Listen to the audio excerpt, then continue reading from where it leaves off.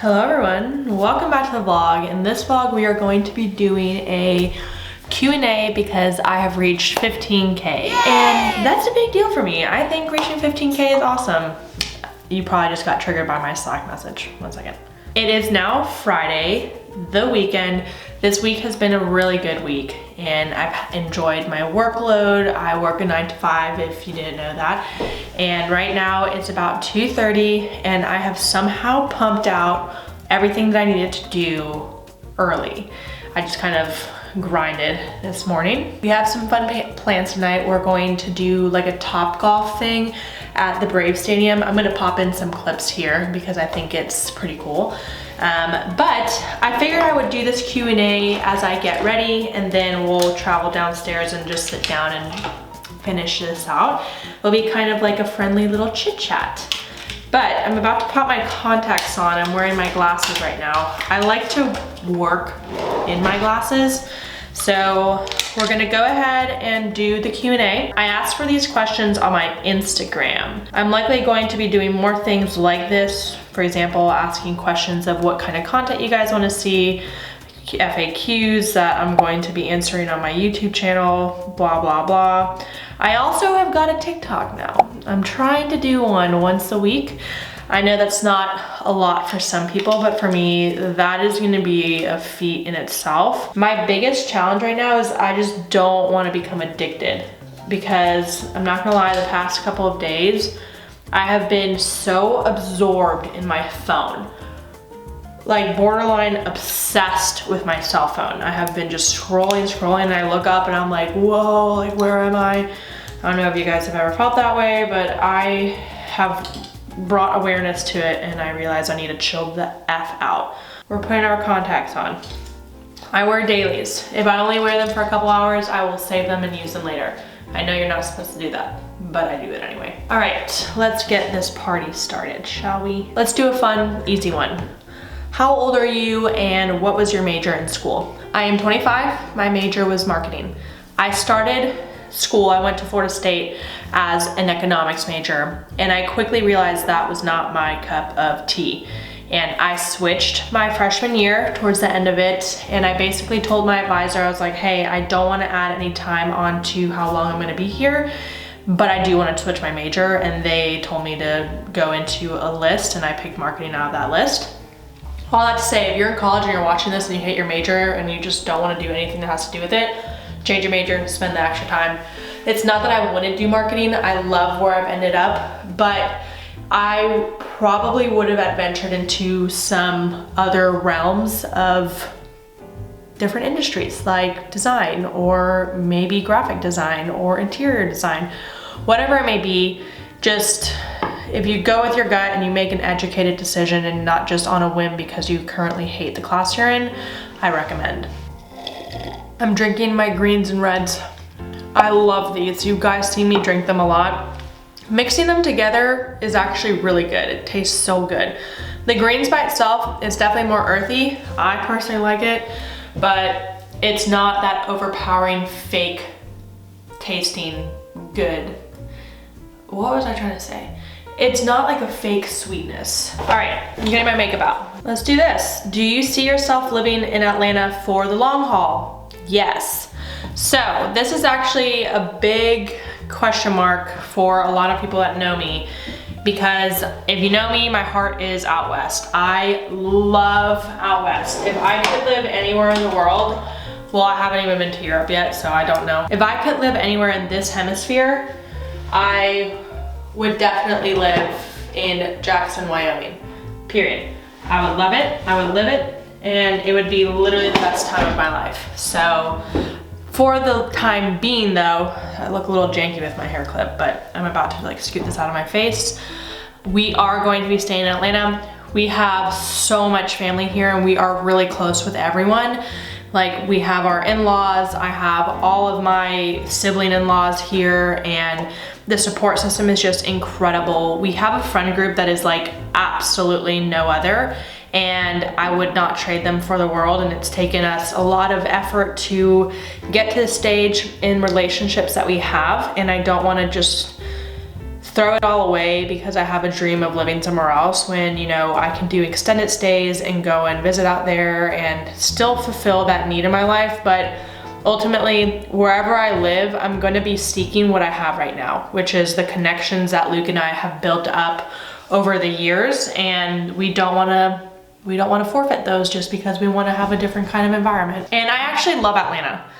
People sleep in Atlanta. A lot of vloggers that I watch, they're in like New York or LA or not here, Florida, Dallas. Dallas is a big one. Atlanta is freaking awesome. The food is good. I love the way that the city is laid out. I just really enjoy it, and I like all of the exterior suburb areas as well. So don't sleep in Atlanta. All right, so the first thing I'm doing is I'm gonna spray my face with some hydromucine. This is like a hydraulic acid spray that I just need to add some moisturizer. I did a chemical peel yesterday to my face, and I'm about to be shedding all my dead skin away, and my face is feeling real tight. And my dermatology lady just said, hey, put on a lot of moisturizer because your face is gonna be shiny and you're probably gonna peel. She also told me like little to no makeup, so we're doing a minimal look today. Oh, I was actually supposed to use this first. Whatever. It's the moisturizer that counts, right?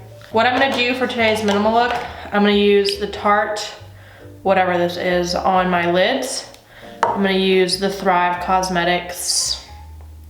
That's the problem. I'm using my big camera right now, my Canon, and it doesn't like to focus, but I'm gonna use my Thrive Cosmetics on my lashes, my combination of e.l.f., the brows, the Wow Brow and the brow gel. And I think that's pretty much what we're gonna use today. I'm not gonna do any face makeup because I was advised not to, but I typically use this Clinique Stay Matte face stuff. Okay, let's do the next question, shall we? Okay, the next one is, how are you able to get up in the morning? I work from home full time and I struggle so hard. Girl, let me tell you. I used to work from home as well, and this was at my previous company, and it was awful. Like, I used to live in a studio apartment. One second. I don't know if you guys know me when I was in my studio apartment, actually. That's where I started vlogging. A lot of my old vlogs are in my studio. And I remember that's when I started waking up in the morning to go work out. It was literally living hell. And I tried to do it in the winter time, which is even worse. So I just realized that after work, I used to not have as many girlfriends when I lived in Atlanta. Like, I'm just gonna be honest. And now I have a decent amount of really awesome friends, so I like to see them after work. And now I'm married and live with my husband. I like to see him after work because it's the only time I get to see him during the weekdays. And oh, that kind of burns. Why does that burn? Was I not supposed to? She didn't rub it on my eyelids. Whatever, we're gonna keep going. Oh, ah, damn it. I just got Wow Brow everywhere. Okay, so I feel like I'm being a little chaotic. All that to say, I realized that I needed to have my workouts be in the morning so I wouldn't be such a wreck in the afternoon trying to do, you know, groceries or going to run errands or hanging out with friends and doing all that stuff, because I used to work until like 6:30 at night. And I would want to go to bed early at like 10. So I was like, okay, I have 3.5 hours to live my life. No, thank you. That was my main driver. So I had to be really real of, is this a goal that is actually gonna drive me, or is it a goal that other people have as a goal? And I think it should be my goal. It has to be yours. And it can be as big or as small of a goal as you want, but it has to be something that actually drives you. Because waking up in the morning, it's not through motivation, it is through discipline, but you create discipline through being motivated to achieve a certain goal. And you know, I don't want to wake up every morning, but I do want to have my afternoons to myself.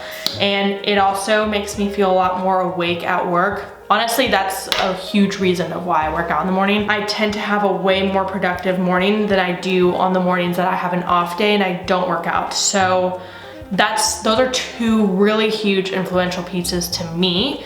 And it took me a while to find out what those were and why I was doing it. But that's what I recommend to you, is sit down and have like a come to Jesus time with yourself of, okay, why do I actually want to wake up in the morning? Like, what is it? Not because of the videos you're watching on YouTube, not because of who you're following on Instagram or TikTok.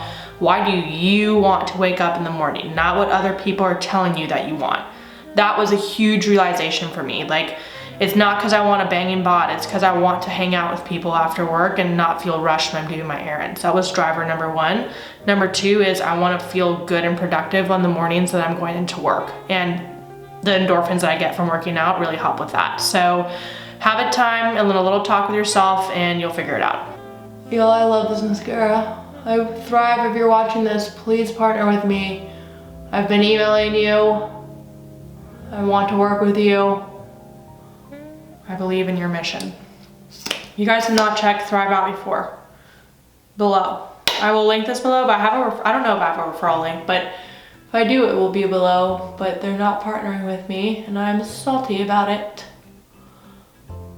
We'll do one more question up here and then we're gonna go downstairs. All right, last question. Oh, what do you want for Christmas? That was my sister, LOL, I'm gonna tell you. Actually, I'll tell you topics and then you can just pick whatever you want. Growing up, I wanna know this. Were you a Christmas list kid or were you a surprise kid? I was a surprise kid. My parents kind of wanted an idea of what we wanted, or they kind of heard us throughout the year talking about it, but we didn't provide lists. If you were, let me know if you were one of the two. I'm intrigued. Oh yes, okay.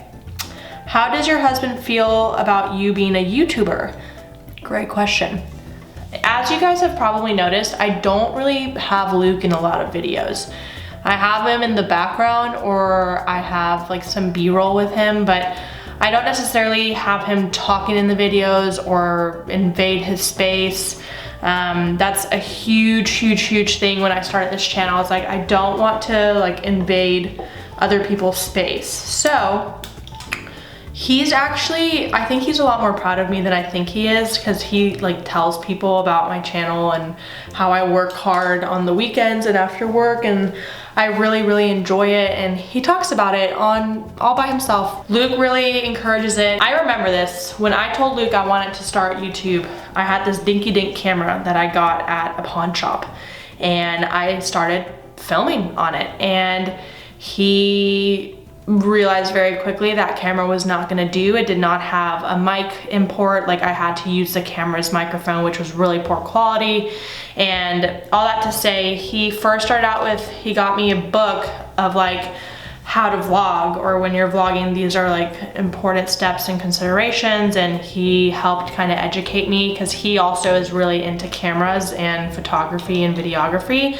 And he let me borrow his Canon DSLR or his ADD for a while, and then he got me my own, and he's been a huge supporter of just having me chase my dreams, and my dream is to have fun on YouTube and create cool content and connect with y'all that are watching this right now. So all that to say, he loves it, and he loves anything that brings me true joy and doesn't cause him harm. So that's good. All right, we are downstairs. Y'all, I'm loving my nook behind me. We recently redid it, and the built-ins were not there before. This nook is actually right in front of the kitchen. I'll show you the kitchen. So it's right in front of the kitchen, and you basically like turn around and voila. Also, I got these dried flowers from the market, and they're amazing because they're colorful and I don't have to keep watering them. Highly recommend. Okay, let's get back to it. Next one. This one's kind of fitting. Do you think you guys will ever move to another place? Yes, we want to be here for at least another 3 years, given the investment that we've made. We're putting built-ins, we're about to paint the wall. We're about to paint the walls like that color. Looks a little gray in here. It's like a green gray, it's really pretty. It's called Sea Salt by Sherwin-Williams. We really love where we live. It's so easy to go down to work and just be in the center of everything. We're by the Marietta Square too, which we love because we walk up there and stuff. So honestly, we're gonna be here for the next 3 to 5, unless my dream house comes on the market. So all that to say, yeah, that's the plan, but life does not ever go as planned. And as of now, we're very happy where we are and I like it. I'm digging it. I wanna be here. How do you keep your friendships strong with your girlfriends? This is hard. Whoever has friends and says, it's a walk in the park, it ain't, honey, it is not. So a lot of my friends actually live far away. So we have long distance friendships and those are really hard to keep up with because when you don't see someone every day, it's just natural human instinct that out of sight, out of mind. And that's kind of effed up to say, but it's true. It's like, you don't know what their everyday looks like. You don't know what they deal with at work every day. You don't know what annoys them. You don't know, what they're looking forward to every day. It's more like the big updates that you get from everyone. It's like, oh yeah, this happened a couple weeks ago and I'm going to this upcoming weekend and blah, blah, blah, but it's not the little stuff anymore. So a great example of this is I have 2 girlfriends in Nashville and they used to be my roommates. And since moving, it's been really hard to keep up with them just with our work schedules and just spending the time to know about the little things with one another. So I think that's just the season of life that we're in right now, but I really do think that they're forever friends. So we try to get trips on the books months in advance. So for example, right now we're planning a trip for like February and it's November. So just having those is really important, but all that to say, to give you a summarized list, being very intentional about your communication. And that could even involve setting a bi-weekly or a monthly call and saying, hey, every month on this Saturday, we're gonna chat in the morning, or after work on Thursday, every other week, we're gonna talk for like 30 minutes. And sometimes it's not convenient. Sometimes it's really a hassle and inconvenient when you just want to be an introvert after work or when you get tied up with something. But I've never regretted getting on a call and just chatting about, what life has been like the past few weeks or months with one of my friends. So being intentional with your time, setting up dates. So planning far out in advance. It might seem like overkill, but it really isn't. And just having that confidence that you guys have something on the books, you're gonna see each other, you have a little bit more peace of mind and that relationship is being fostered and taken care of. So you can, have some conversations leading up. You guys have a trip, you plan the next one on the trip or a little bit before the trip, and you just continually keep the ball rolling and you just have a new routine with that friendship. And then the third one is you have to vet your friendships. This one is a hot take, and it's one that I have recently gone through and I have gone through in the past, and it's every single person that you're friends with is not gonna be a forever friend. And every single person that you're friends with is not going to be or become your best friend. There are going to sometimes be people in your life that you're friends with and they're not gonna graduate to the next level of best friendship. They're just gonna be friends and they don't have to be anything more. It's not like you're constantly seeking to get to the next level, and some people have that illusion, and I think that can really deteriorate a friendship when one person has a perspective on the friendship and another person has a different perspective, especially because our culture is very ingrained on what's next, and sometimes nothing's next. It's just being and enjoying the moment and just enjoying that friendship throughout the seasons of life. But all that to say, if you have friends that you do not align with in your values and who you are as a person and how they treat others and how they treat you and how they live their life, and it's all of those are really important factors for you to say, I am willing to give my time to this person, because I have learned the most valuable thing in this world is not money, it's not oil, it's not data, it is literally time. It's time that every person has, because you can't buy it. You can't buy it.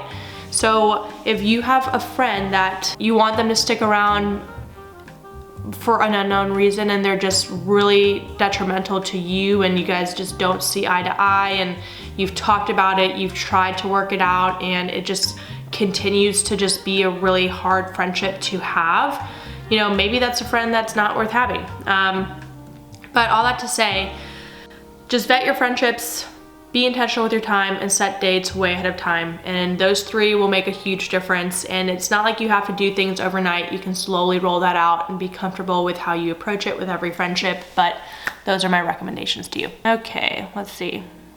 Best way to keep filming and editing videos simple for when you first start out.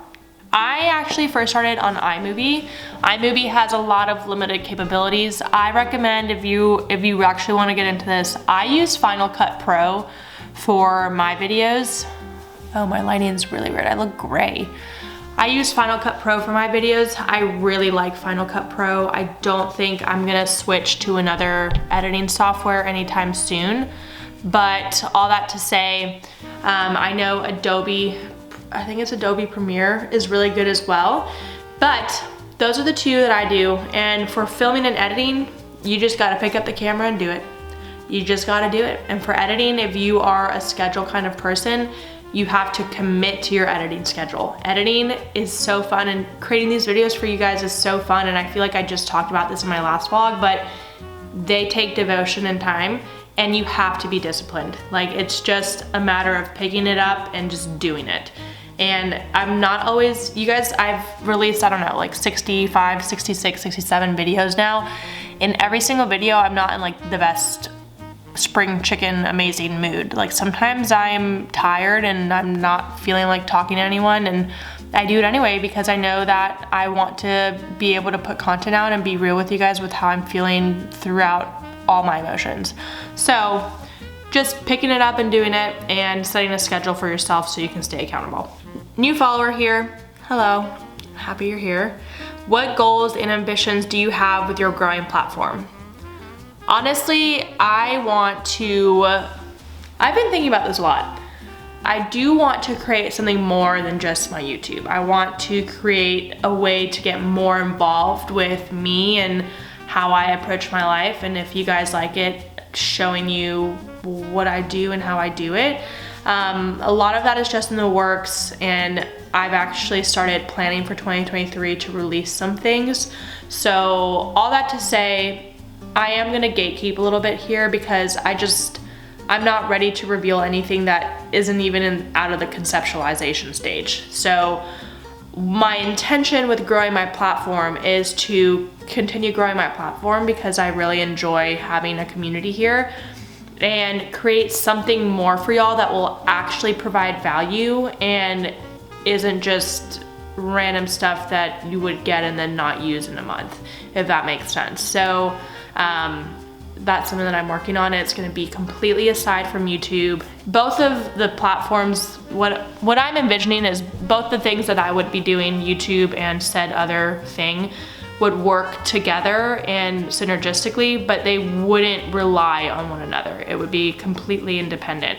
So that's something that I think is really important, is adding variety to the channel mix that you're on if you do want to be a content creator. I am thinking about YouTube long term and how I can use YouTube to create a different channel that would complement but work independently from YouTube and Instagram and TikTok and all the social medias, if that makes sense. All right, we'll do one more. How do you stay motivated to get up early / workout / eat healthy? I already kind of answered this, but I just wanted to reiterate. Motivation is an important aspect, but discipline is what actually makes you do everything. Getting results that actually change your life require efforts that are life-changing. Expecting to just be able to wake up in the morning and have a magic potion is an illusion, and whoever says that, oh, just get up early in the morning and just motivate yourself, that's not it. That's not how it works. It's truly discipline and learning how to be very honest with yourself of your body and your body's needs and your life's needs and the demands that you have in your life, and taking all that into consideration, saying, I am gonna commit to this even if it sucks, because you have to be prepared for the days where it sucks. So for me, my best advice for how I do that is setting up a schedule that's realistic. Don't go from waking up at 8 or 7 to trying to do 5 a.m. Meet yourself in the middle. Let's do a 6 a.m. and ease into it little by little. You know, something that the way I did it was I eased into it and I did workout classes. So I would wake up twice a week when I was starting. I would go to a workout class one of the days, and I would do my independent gym time at my apartment gym another one of those days, and then I slowly grew that to 3, and then I did 4, and I stopped there. I only do 4 times a week pretty much. And yeah, ease into it and be disciplined, and just come to terms with some days you're not gonna wanna get up. I think it's like 8 weeks, 6 to 8 weeks that it takes to learn a new habit. So you have to commit at least 8 weeks and see, you know, what happens and if it's sustainable in your life. Okay, let's see. I have so many.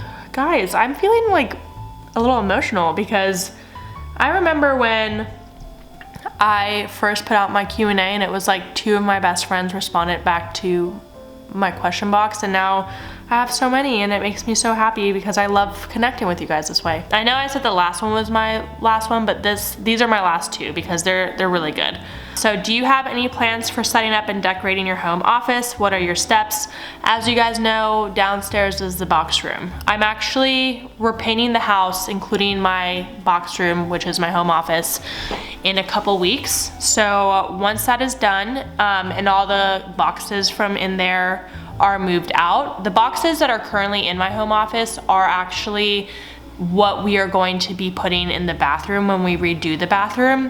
So when that happens in a couple weeks, I'm finally gonna have the space to actually organize my home office. And what I'm gonna do is I'm gonna put up some of the paintings that I already have that are in the bathroom of the home office. I'm gonna put those up after we paint, and then I'm also going to be getting a rug and a few shelves or drawers for some storage, and that's pretty much it.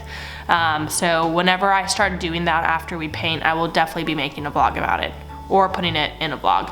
And then last but not least, this was submitted by Kirby, hello Kirby, was best marriage advice and how did you know you were ready to get married? I didn't. I had no idea. Luke completely surprised me. We had spoken about being engaged in depth. We actually went to pre-engagement counseling, so it was really important to Luke for us to go to pre-engagement counseling and have those big conversations that, yes, they would have happened down the line, but they would have happened years down the line. And going to this counselor just helped those conversations happen way sooner, so we can talk about them, get familiar with them, and just get to know each other on a deeper level that would prepare us for marriage.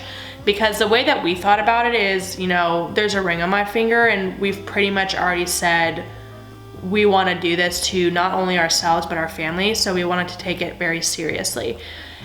We did discuss it. We didn't talk timelines really, so I had no idea he had a ring. I had no idea he was going to propose the day he proposed. I was pretty much completely oblivious to it all, but we did take all the steps that we thought were necessary to prepare us for the season of marriage. In terms of best marriage advice, I mean, there's so much I could say. Within this first year of marriage, it's been really challenging to get to know each other, especially through our different communication styles, how we approach, you know, disagreements, because disagreements happen, and how we live with one another, how we mold around each other's schedules. There's so much, but the biggest takeaway from this first year of marriage has been being kind no matter what. Do not justify your anger. Don't do it. It's not worth it. It's not worth it. I used to justify my anger all the time. I would get angry, I would justify my anger, and instead of working on the same team, it would be me versus him versus me and him versus the problem.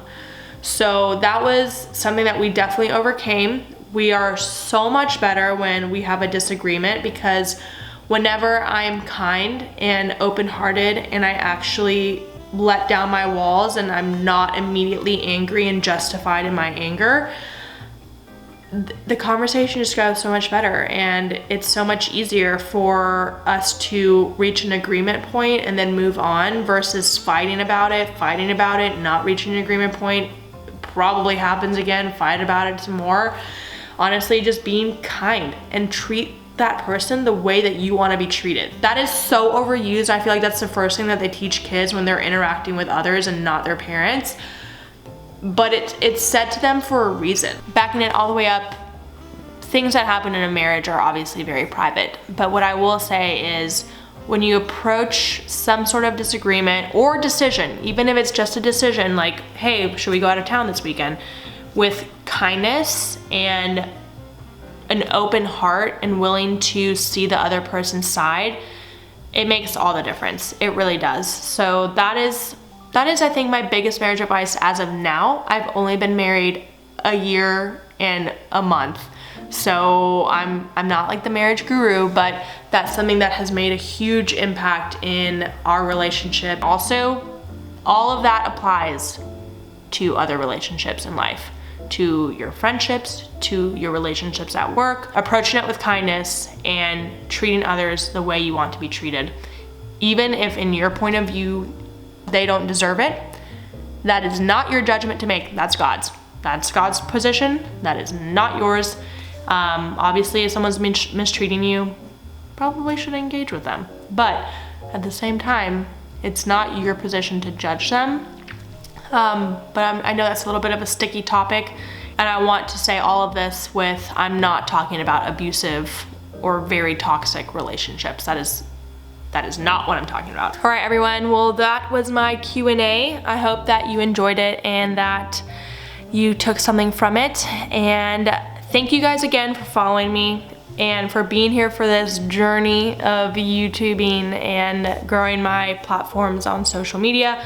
It is a very new thing to me, but everyone has been so kind, and I've really just enjoyed the whole entire process of just having you guys along for the ride. It's kind of cool. So I will talk to you guys next time, but if you haven't already, please subscribe. Subscribing helps me so much. When people say helps, does that make sense to you guys? I'm gonna define what that means to me. It helps me in terms of I have more opportunity with what I can do with my channel, because having people subscribe to your channel is like having a vote. It's like, hey, I vote for this person and I wanna see them all the time, and I'm gonna subscribe to them. It's kind of the same thing, and the same kind of concept applies to the likes. People like the likes because once you post a video, if a lot of people are like putting their hand up and voting for that video, the algorithm senses that, oh, this is maybe good content, you know, people are liking it, people are engaging with it, they're commenting on it, you know, maybe we should put this video in front of other people that seem like they have similar characteristics as this group of people. That's how it works. So that's why people say, hey, like my video and subscribe, because we want to have a more engaged audience like the people that are watching this video right now. So that's why I ask you guys to do that. It's because I want to grow this community with people that are like you, and, you know, increase the amount of connections that are here, blah, blah, blah. All that to say, subscribe, and you can follow me on the Instagram, and I am also on TikTok, as I said. Try my best. Don't really know how that's gonna happen or work, but yeah, we're out here, we're trying, and I will see you guys next time. Bye, friends.